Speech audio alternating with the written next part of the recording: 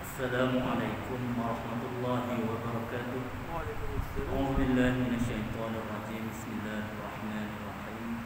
Alhamdulillahi rabbil alamin. Wassalatu wassalamu ala asyrafil anbiya'i wal mursalin wa ala alihi wa ashabihi ajma'in. Subhanaka la 'ilma lana illa ma 'allamtana innaka antal 'alimul hakim. Rabbi shrah li sadri wa yassir li amri wahlul 'uqdatam min lisani. Alhamdulillah, syukur kita kehadrat Allah Subhanahu wa taala atas limpah izinnya dapat kita bersama berada di rumah Allah ini, tempat yang terbaik di muka bumi. Jika kita tidak berada di sini, barangkali kita sedang berada di hadapan seperti televisyen atau di mana-mana sahaja, di kedai-kedai, di atas kenderaan atau sebagainya. Alhamdulillah, sebelum kita terlupa, kita boleh berniat iktikaf. Jadi pada malam ini saya diminta menggantikan Tuan Guru Syarul Fadli. Saya dihubungi oleh Ketua Biro Dakwah Masjid daerah Tapah ini. Jadi kebetulan memang saya tidak ada apa-apa pada malam ini, dapatlah berjumpa tuan-tuan yang sebenarnya ada kawan-kawan lama tadarus saya di sini. Jadi kali Haji Jalani tak ada takut dia kat Surau Batu 33 Timur. Yang lain-lain lagi saya dah tak ingat nama apa dah. Sebab lama kita tak berjumpa. Pandemik ni macam-macam. Memang kesabaran kita kadang-kadang rasa macam hilang juga sebenarnya. Tetapi apa akan daya. Kalau tak kena tak apa. Kalau kena, orang Kedah kita makan tak habis. Jadi marilah kita tingkatkan kesabaran kita untuk menghadapi zaman-zaman yang berliku ini. Semoga kita, anak cucu kita, anak beranak kita selamat sejahtera semuanya. Yalah, kadang-kadang kawan-kawan kita bukan kadang-kadang yang mati pun ada. Yang duk sihat-sihat sampai terbaring, tertungging macam-macam. Jadi kesabaran inilah, waktu-waktu sukar inilah menguji kesabaran kita. Ni tutup-tutup buka ni kita semua bukannya suka. Tambah kalau saya jadi imam, ayat panjang baca tak lepas. Tak lepas macam mana? Masa kita tarik nafas tu rasanya kurang oksigen masuk dalam dada kita. Cuba baca surah Sajadah ni. Kalau buka mulut, buka tudung ni, kita baca lepas ayat panjang sikit. Innama yu'minu bi ayatina alladhina idza dzukiru biha kharru sujada. Kalau tutup ni saya tarik tak lepas. Jadi itulah kesabaran yang diperlukan oleh kita untuk menghadapi zaman-zaman susah ini. Macam-macam musibah ini, alhamdulillah sedikit demi sedikit ia berlalu pergi. Dan kita insya-Allah dalam masa terdekat berkat doa kita, para ulama, alim ulama kita doakan ia cepat berlalu. Cepat tak cepat pun dah 2 tahun kan.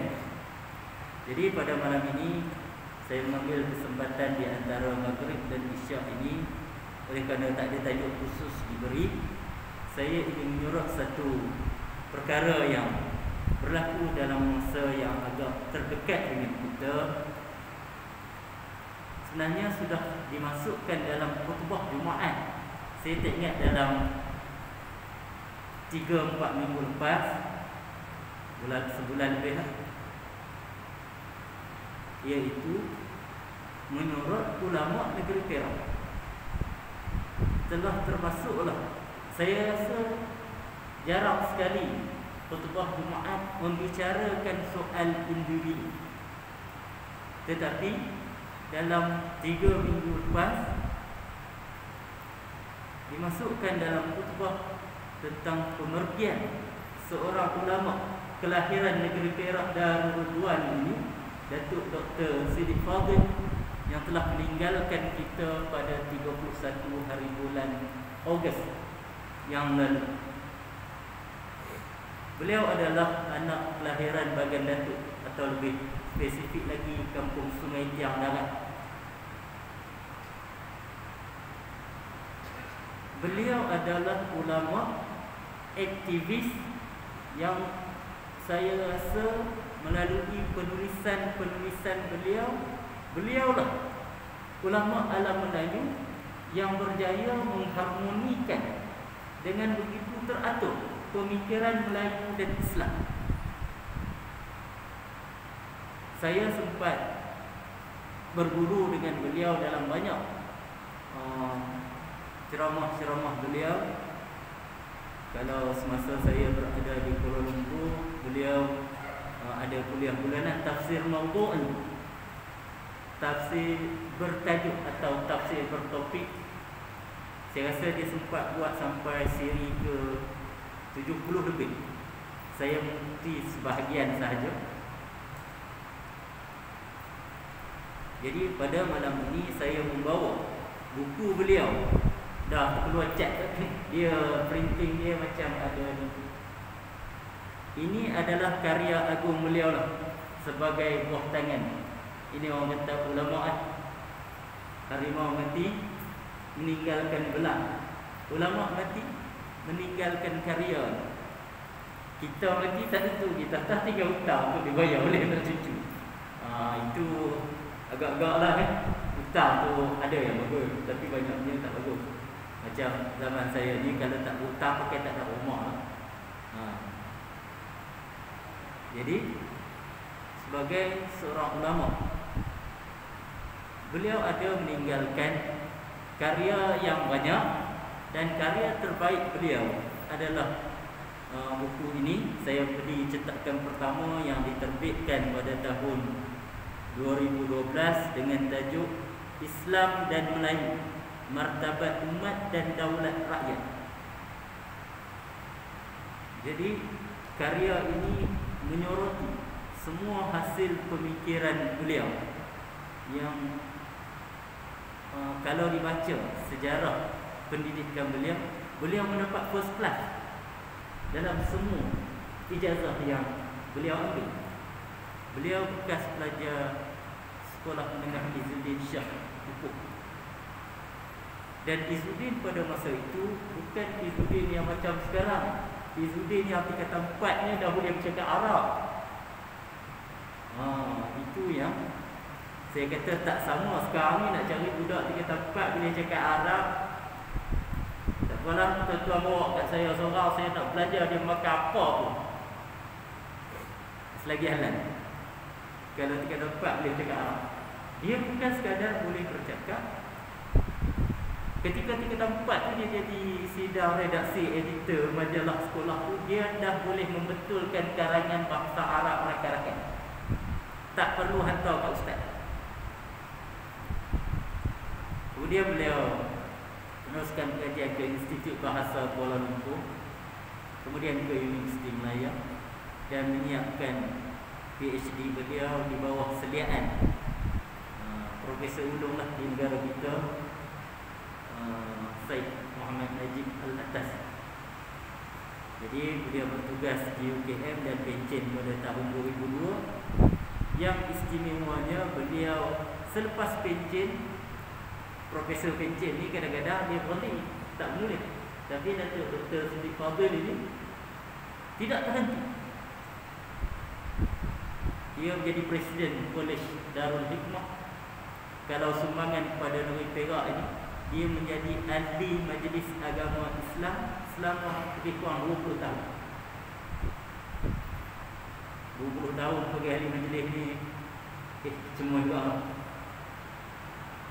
Jadi itulah, kalau nak dibicarakan tentang sumbangan beliau, begitu banyak. Jadi saya memperkenalkan sedikit karya agung beliau ini, magnum opusnya. Kalau ada orang bahasa Latin kata magnum opusnya, karya beliau ini Saya berani kerana dalam tempoh-tempoh saya berjumpa dan berguru dengan beliau, selepas saya membaca habis buku dia ni, saya minta secara peribadi dengan dia. Ustaz, kami panggil Ustaz ya. Saya ni nak guna buku Ustaz untuk mengajar di masjid-masjid sekitar negeri Perak. Dia jawab dalam bahasa Arab, ajaztu ilaika. Ini satu tradisi ulama-ulama silap. Kalau Tok Guru masih hidup, kita nak guna buku dia, kita kena minta kebenaran. Ingat saja-saja kan dia tulis. Adabnya memang begitu. Kalau dia masih hidup, kalau dia dah mati, itu tak payahlah kan. Jadi saya dah baca satu orang lah buku ni di Masjid Abdul Rahman bin Auf. 2 tahun setengah habis. 2 tahun setengah. Lepas tu saya start kat Masjid Cina. Start dua kali. Lepas tu kuliah tidak digunakan lagi, pandemik. Baru 2 kali. Jadi InsyaAllah kalau ada kesempatan, kita pergilah kepada tajuk-tajuk untuk buku ini. Dia ada beberapa tema. Jadi saya nak ambil satu tema aja pada malam ini. Kalau di masjid-masjid tu satu tema ni saya baca 2 kali, habislah. Tapi malam ni saya cuba meringkaskan satu, bagi biografi dia sikit. Keduanya, saya ambil tajuk yang belakang. Dia menceritakan tentang sejarah, cara berfikir orang Melayu, bagaimana Islam merubah kita orang-orang Melayu ini daripada tradisi Hindu-Buddha satu ketika menjadi satu masyarakat yang berubah fizikal dan jiwa. Jadi saya ambil tajuk yang second last. Tajuk dia Pemikiran Melayu Menyorot Tema-tema Besar Tradisi Keilmuan Islam Serantau. Jadi tema pemikiran orang Melayu dalam agama ini merangkumi apa? Persoalannya, orang Melayu ni bila dia fikir agama, bagaimana dia berfikir tentang agama? Ada orang beragama secara ikut-ikutan, tetapi orang Melayu ini tidak ikut-ikutan. Khususnya kita yang lahir sebagai orang Islam. Mungkin ada sahabat-sahabat kita yang monggol dari awal sama juga. Sebagai contoh, kalau nak ditafsirkan Melayu itu, bagi penulis almarhum Dr. Siddiq Fadil, asalnya Melayu ini satu bangsa. Tetapi nak ditafsirkan Melayu yang asal itu yang mana begitu susah. Bugis kata dia Melayu, Jawa kata dia Melayu juga, Batak pun Melayu. Sampai dia catatkan satu pantun tradisi Batak. Kapak bukan sebarang kapak, kapak dibuat membelah kayu. Batak bukan sebarang Batak, Batak sudah masuk Melayu. Jadi konsep Melayu itu pun sudah bercampur. Sebenarnya kita disatukan oleh agama. Siapa orang Jawa? Haji orang Jawa je? Orang Jawa. Anak-anak cakap Jawa lagi ke? Tak ada rasanya. Kalau orang Jawa kok temu tu. Kat saya tempat tu ada kampung Jawa, tapi saya tak dengar apa orang sebut cakap Jawa, semua cakap Melayu. Bugis. Kota nama Bugis mungkin kurang sih. Sini saya tengok ada rawa. Sebut rawa kan. Orang rawa yang dia panggil mamak tu. Dia dari Bopeng ke sini. Pun Melayu lah. Minang pun Melayu lah. Jadi siapa sebenarnya Melayu dah jadi sedikit kabur. Akhirnya kita disatukan oleh agama. Itu pemikiran Melayu. Jadi bangsa ni kita cairkan, keturunan klan kita tu kita cairkan. Semua kita Melayu kan? Melayu kan? Saya Melayu Patani. Saya keturunan Siam, Melayu Patani. Ialah Thailand dulu kan 5 wilayah. Sekarang 5 wilayah selatan Thailand itu wilayah Melayu Padani Darussalam. Bermula dari Nampang Seri Tamarat kan sampai Naratuat ni semua wilayah Islam. Itu pergi nikah kat Siam. So dia ada nak nikah lari pergi mana? Kenapa orang tak pergi Indonesia? Susah naik kot bangga dia. Orang nikah lari di Siam. Sampai muncul sindiket pula nikah di Siam sampai tak sah. Tu imam dah pencen, cop lama ada, dia pergi cop soal nikah kat situ. Memang tak sah. Wali hakim ialah wali hakim lantikan kerajaan walaupun di kerajaan Siam. Bukan hakim sendiri. Kalau hakim sendiri tu orang panggil nikah sedikit. Nikah tak sah. Kalau berlaku persetubuhan segi fiqah dia kita kata wati syubhah. Kalau dapat anak wati syubhah. Ingat sedang main nikah lari. Susah sebenarnya. Tapi dia kata ikut syariat Ustaz. Kami nak sah sisi agama. Pusing ikut tu pula. Sisi agama lah nak lari pada mak pak tu tak salah ke sisi agama? Salah. Dia tahu nikah lari salah. Jadi agama ni macam tu. Dia bukan satu kita nak buat satu kita langgar yang lain. Jadi tema-tema besar pemikiran kita penulis mula ni dengan bahasa dan sastra. Maknanya kita orang-orang Melayu ni, orang lain pun kita nak mengungkapkan pemikiran kita ungkapkan dengan bahasa. Itu bahasa kita kena indah sikit. Jangan berbahasa terlalu kasar. Bahasa kasar ni ialah ada bahasa kasar dia. Caci maki, maki hamun dan sebagainya. Dan dulu-dulu Dewan Bahasa pun tulis kan, bahasa jiwa bangsa. Itu kita bangsa-bangsa lain kadang-kadang gagal mengintegrasikan diri mereka dalam Malaysia. Bila ada kaum lain tak ubah begitu proses bercakap Melayu. Ini sentiasa menjadi isu. Orang politik cuba selesaikan, tapi dia selesaikan cara politik tak selesai. Dia kena selesaikan melalui pendidikan.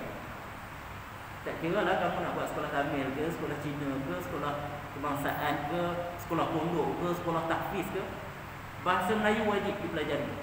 Jangan kata kami hafal Quran, kami nak belajar bahasa Arab. Tak. Kita orang Melayu. Bahasa jiwa bangsa. Bukan kata bahasa Arab tu tak penting. Bahasa Arab ni bahasa pengantar agama kita, penting lah.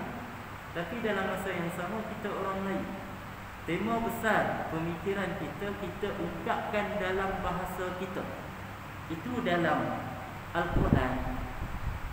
Allah selalu berfirman bilisani qaumihi. Allah mengutuskan Rasul dengan bahasa kaumnya. Rasul dan Nabi yang berbahasa Arab ni tak banyak yang bahasa Yahudi yang banyak kan. Kita pun tahu yang tu.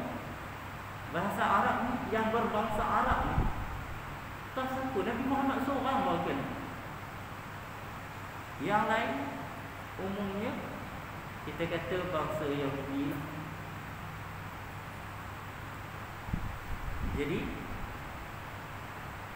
Allah mengutuskan nabi-nabi pun mengikut bahasa kaum untuk mereka ungkapkan agama.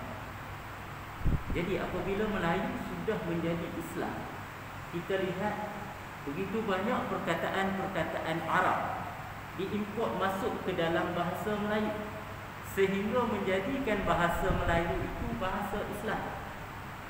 Kita ada bahasa Melayu asal, tulisan kawi ke, tulisan rencong ke, siapa cikgu bahasa dia belajar lagi banyak. Tapi kita tak warisi, tak dipelajari. Mungkin profesor-profesor pensyarah bahasa Melayu reti baca. Bagi saya tak reti baca. Dan saya tengok kawan saya yang ambil bahasa Melayu, dia cuba baca, bunyi pelik. Ni bukan bahasa Melayu. Ni lah Melayu asal, kalau hang nak tahu dia kata. Dan kita ungkapkan ilmu kita, pemikiran kita di era Islam ni pada awalnya dengan tulisan Jawi. Huruf Jawi itu pun kita ambil daripada huruf-huruf aksara Arab, ditambah beberapa huruf untuk membunyikan Melayu. Nga, ja, ga, ditambah. Itu huruf tambahan bagi menyebut bahasa Melayu.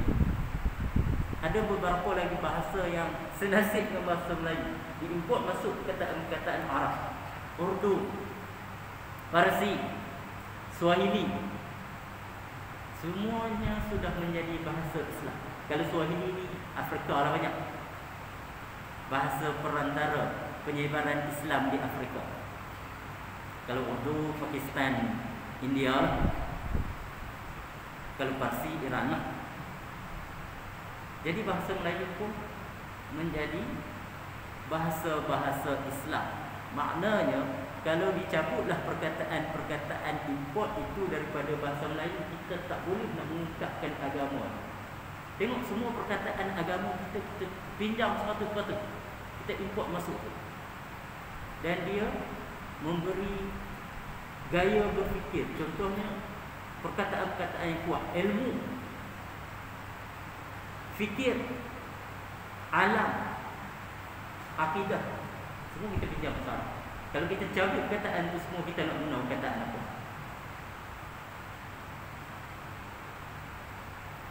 Contohnya kita nak mengungkapkan alam ini adalah ciptaan Allah dengan ilmu. Kita tak akan berupaya mengungkapkannya tanpa bahasa Arab. Alam ini adalah alamat. Alamat pun bahasa Arab kan? Alamat. Alam ini menjadi alamat kepada adanya Tuhan. Kita belajar kitab-kitab lama kan? Tanda adanya Tuhan, wujudnya alam ini. Wujud pun bahasa Arab. Jadi itu sebab kita kadang-kadang kalau di situ ada Prof Ainun dengan Prof Abdullah Hassan, selalu mengungkapkan kita gunalah bahasa Melayu yang laras tinggi sikit. Kadang-kadang kita pergi Indonesia, kadang-kadang malu sikit dengan orang Indonesia.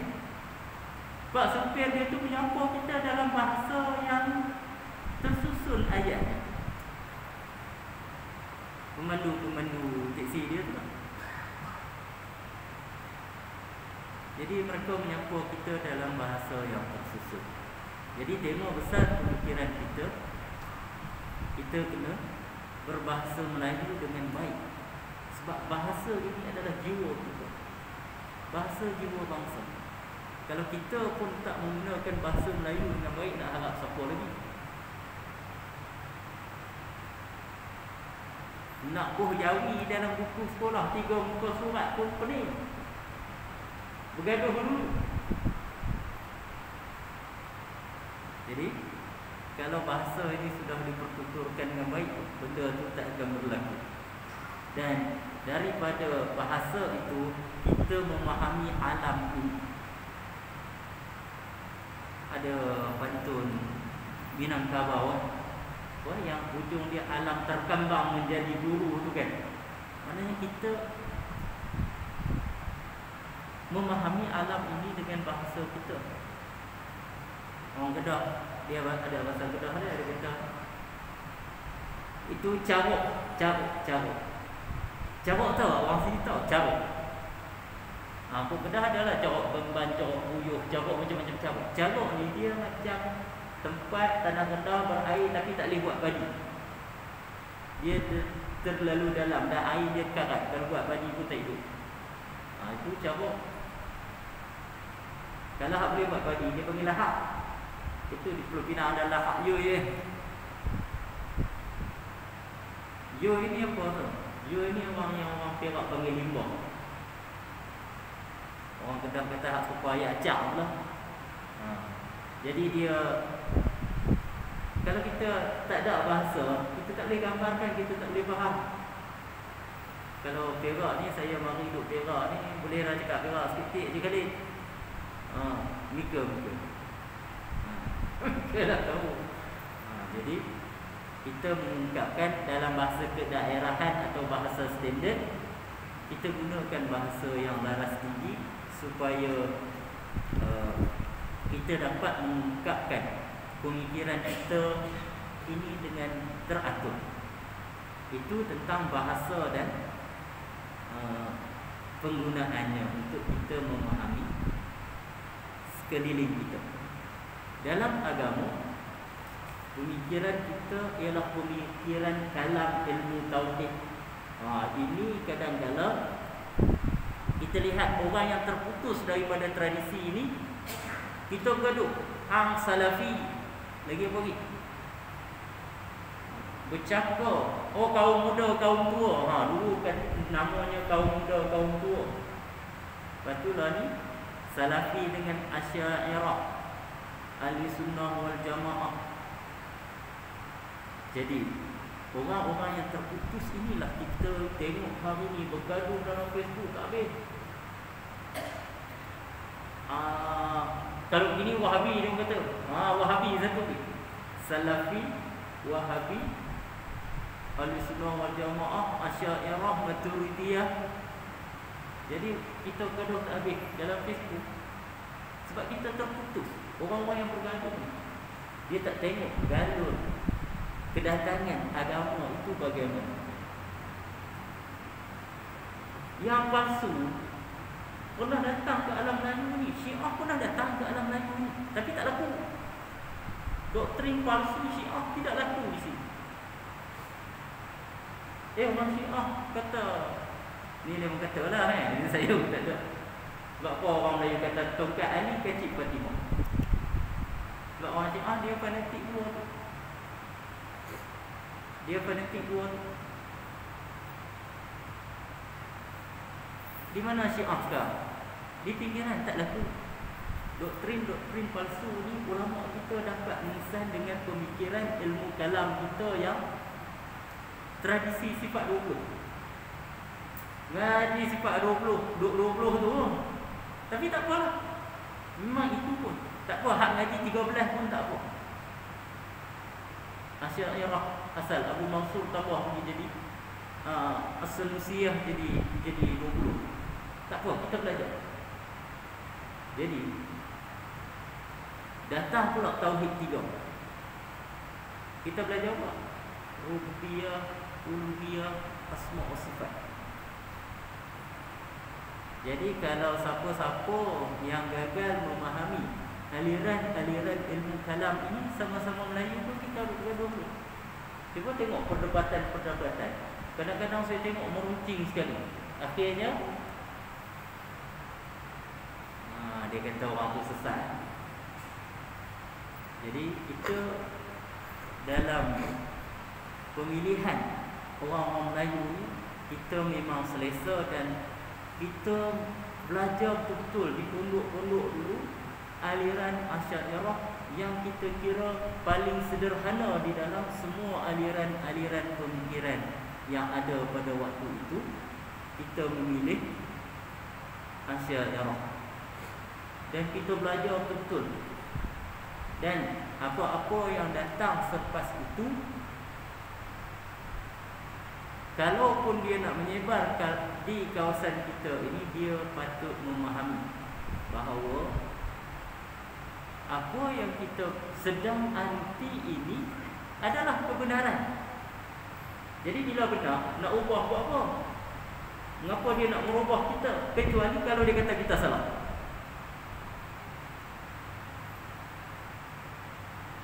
Jadi dalam aliran Asy'ariyah ini, kita beragama dengan agama yang lurus.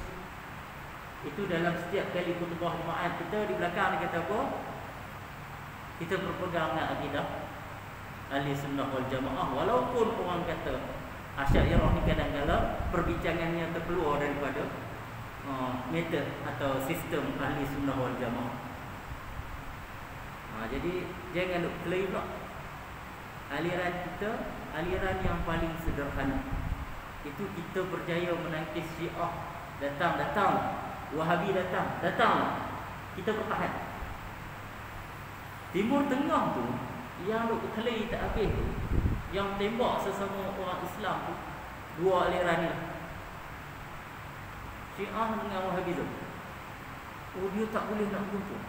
Syiah kata Wahabi kafir, Wahabi kata Syiah kafir. Tapi kebanyakan Syiah memang kafir sungguh. Dia ada akidah kekafiran. Tapi tengok Iraq, Yaman, dua-dua tu perang proksi. Dan ni mana lagi? Syria bergaduh. Lubnan dah lama hancur. Tahun 75 Lubnan dikatakan negara Islam contoh. Macam pernah negara kita lah kan, negara Islam paling maju antaranya negara kita. Tahun 70-an. Kalau orang lama mungkin lebih maklum, saya lahir tahun 76, saya baca-baca. Lubnan dikatakan negara Islam contoh. Lalu Lubnan di mana? Negara dalam negara apa ada di Lubnan? Lubnan Selatan. Di bawah pengaruh Hizbullah. Sampai dia Lubnan ni buatlah sistem penggiliran Syiah, Sunni, Drus, macam-macam nak mengamankan negara dia. Terpaksa.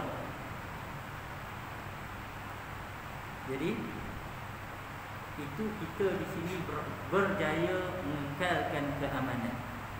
Kalau tengok, kalau saya kadang-kadang dipanggil taklimat apa, bahagian keselamatan counter terorisme yang dulu Datuk Ayub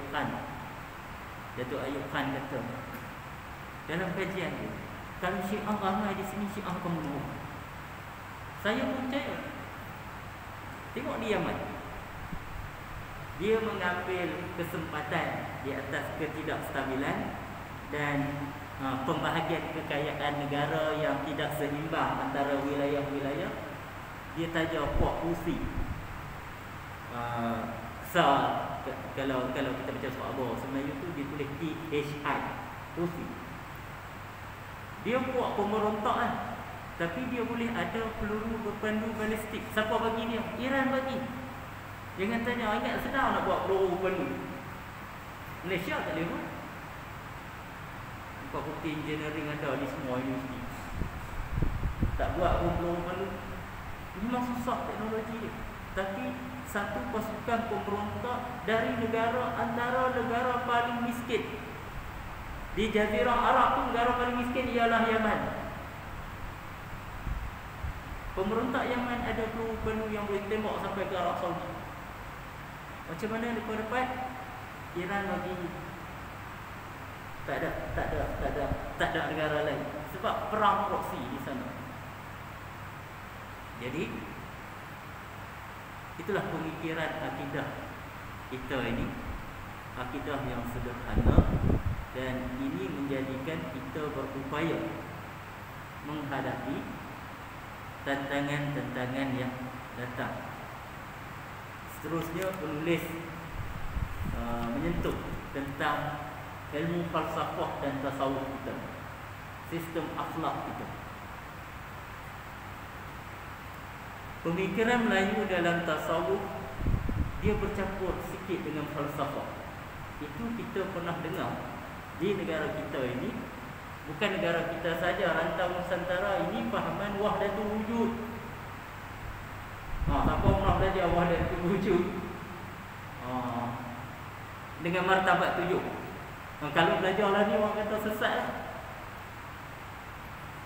Tapi ulama-ulama dulu ni, dia memang pangkal hujungnya daripada pemikiran Ibnu Arabi.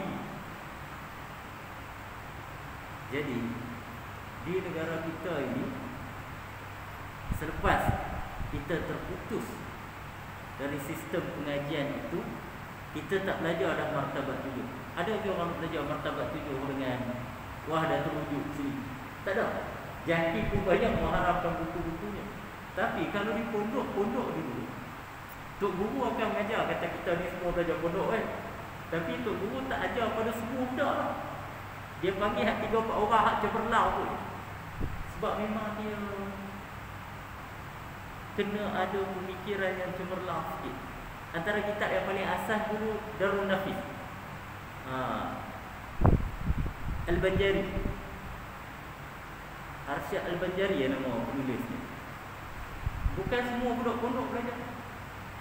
Saya belajar sekerat jalan. Memang pening kalau tafsir pun dia pergi tafsir sufi. Saya ingat lagi saya belajar tafsir waliman khafa maqama rabbih jannatan. Bagi siapa yang bertakwa pada Tuhannya 2 syurga. Jannatan 2 syurga. Dan sesiapa yang yakni syurga dunia dan syurga akhirat. Sesiapa yang sudah mendapat syurga di dunia ini, tidak berkeinginan lagi dia kepada akan syurga di akhirat. Syurga dah ada di dunia. Rupanya yang tu yang dia masukkan bila sudah sampai ke makam fana, itu yang masuk syurga dunia. Fana. Kita ni fana apa lain lah. Apa? Zaman saya tu, hak muda macam saya ni di alam fana cinta.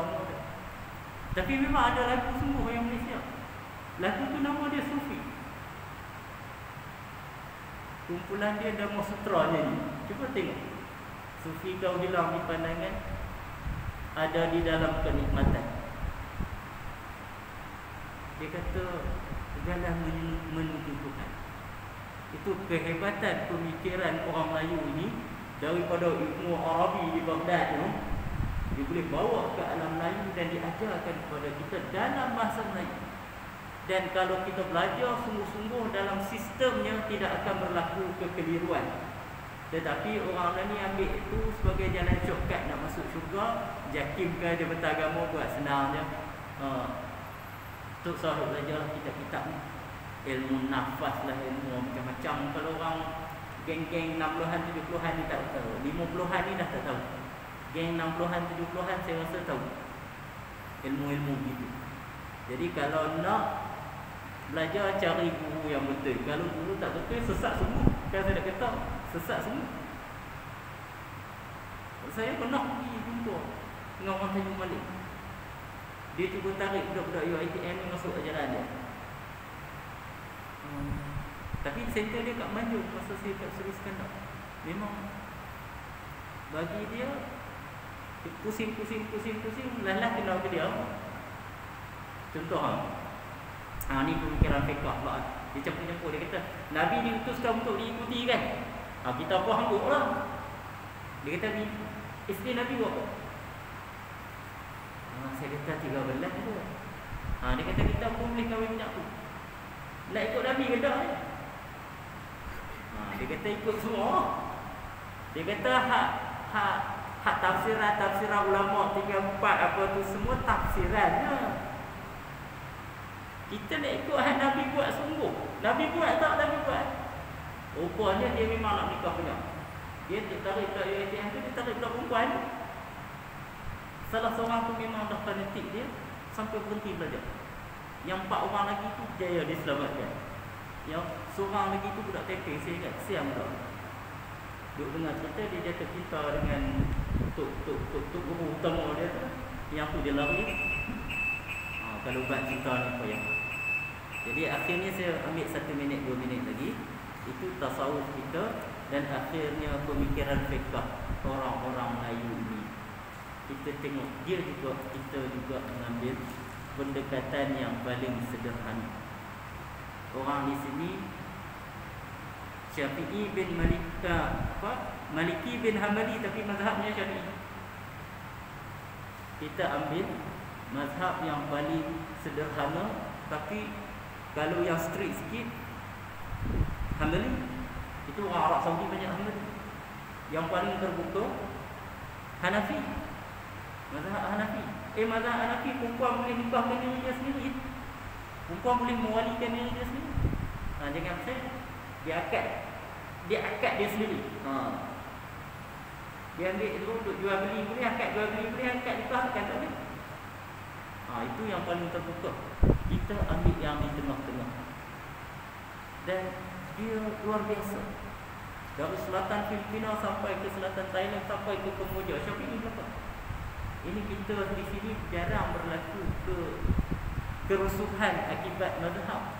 Pakistan saya rasa ada kerusuhan di kalangan mazhab.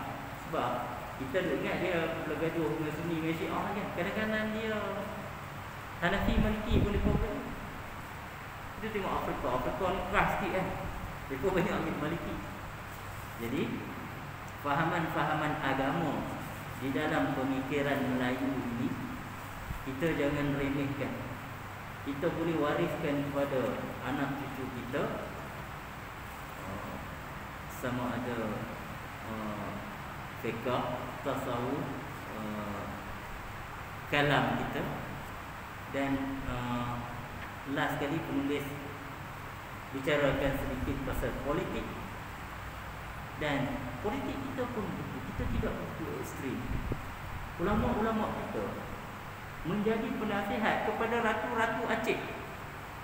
Kita ni duk kata perempuan tak boleh jadi pemimpin, perempuan tak boleh jadi pemimpin. Hamzah Mansuri tu, ulama Melayu tu menjadi penasihat kepada kerajaan Islam Aceh. Kerajaan Islam yang antara paling popular di sini satu ketika. Melaka dengan Aceh, saya rasa Aceh lebih besar pada Melaka tu. Dia bertukar-tukar lah kan. Sebab ada kerajaan Aceh, rajanya meninggal, tidak meninggalkan waris lelaki, dipimpin oleh wanita dan ulama. Kalau Melayu semua berada di belakang. Mereka berperang dan menang. Jadi kalau Arab perempuan jadi pemimpin nombor satu pakai tak jalan, dia tak piyah tengah Arab. Arab tak mahu perempuan, tapi Melayu boleh terima. Nah, sejarahnya ada. Baca sejarah Aceh. Jadi itu sejarah politik. Maknanya betul Islam ini datang dalam keadaan yang sederhana, dan kita menganuti agama ini dengan sifatnya yang sebenar. Alhamdulillah. Jadi saya rasa sekadar itu perkongsian saya pada malam ini. Terima kasih kepada tuan-tuan yang sudi dengar. Wallahu a'lam bishawab. Assalamualaikum warahmatullahi wabarakatuh.